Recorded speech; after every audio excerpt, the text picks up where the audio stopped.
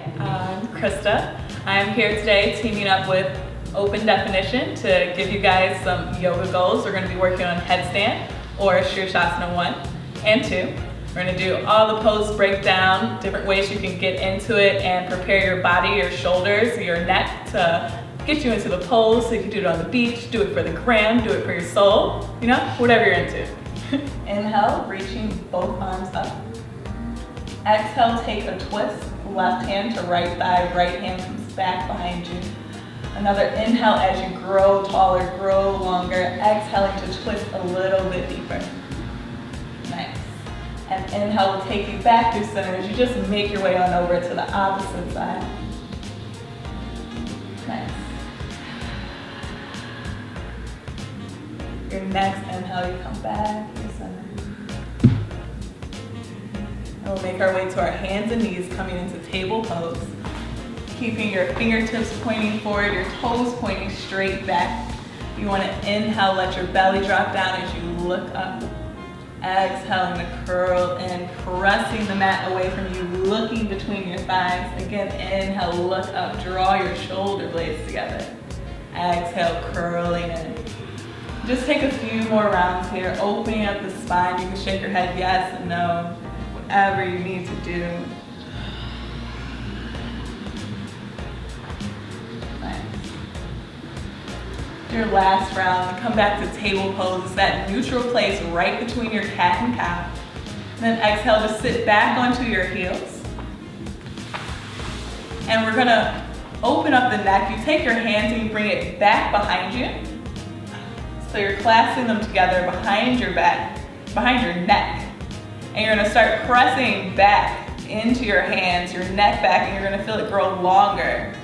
And it's really nice to help decompress the spine. We're gonna do this again after we're done doing our headstands. Nice, you could exhale to release, shake it out. We're just gonna get over to that wall to get started. Okay, so now that we move to our handy dandy wall, we're gonna get started. First, we're going to work on the positioning of our headstand. So for headstand, you want to have the top of your head on the ground. You can always measure that because it's 12 finger lengths away from you. So everything is 12 finger lengths away. That's how big your energetic body is. So if you take 3 fingers and you start at your nose, you're going to do 3 fingers, 3 fingers, 3 more fingers, 3 until you get to the top, which will be 12. Just work your way, that's the top of your head. That's how you measure if you ever want to know. So now that we found the top of our head, we're going to figure out where we put our hands are. So we're going to do a Shirsasana B, which is a tripod headstand. And your hands want to be in line with your chest. So you're making a tripod, a nice little triangle with the hands and the head. So we're going to start in table pose and we're going to turn around, face the wall. And you just want to plant your head down onto the ground. And then walk your hands back so that they're in line with your chest. So you're making that tripod. Nice.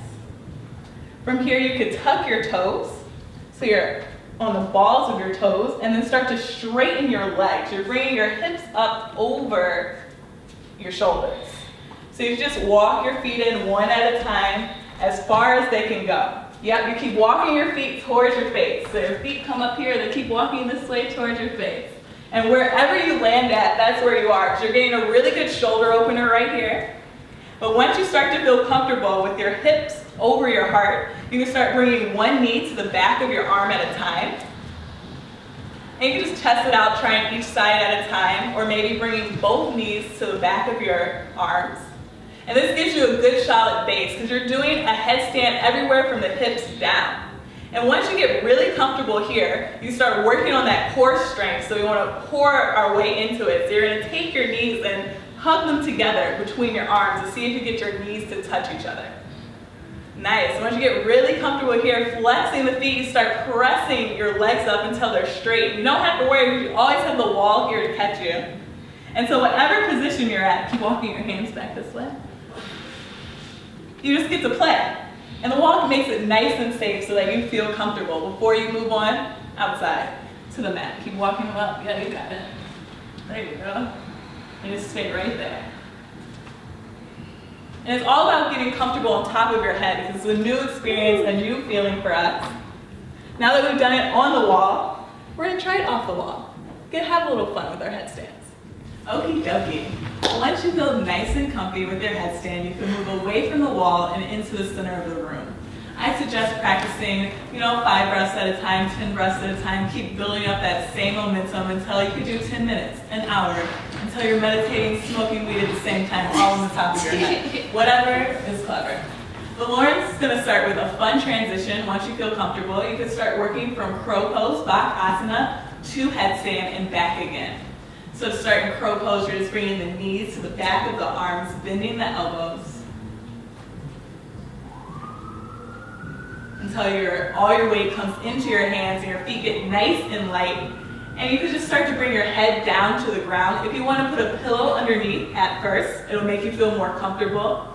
And you can do, again, you're hugging your knees in, flexing the toes, straightening the legs up, just straighten them up towards the sky. I like to move into my headstand nice and slow instead of kicking up, so you're really building that core strength. Once you're here, to come back to crow pose, you're just going to take the knees back to the arms.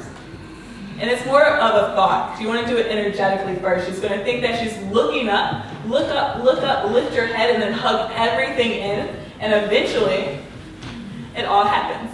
And you could go back to chaturanga, downward facing dog to release. And then we're just going to come back to our hands and knees. And take a moment to bring the hands back to the back of the neck to press in, to help the spine decompress, stretch it back out.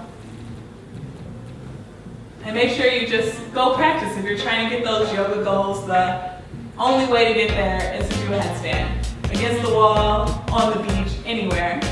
Practice and everything happens in your life. Put a little action and intention together. And I had a great time. Thank you. Thanks for joining us today. Can't I learned wait to so see you. much. Yeah.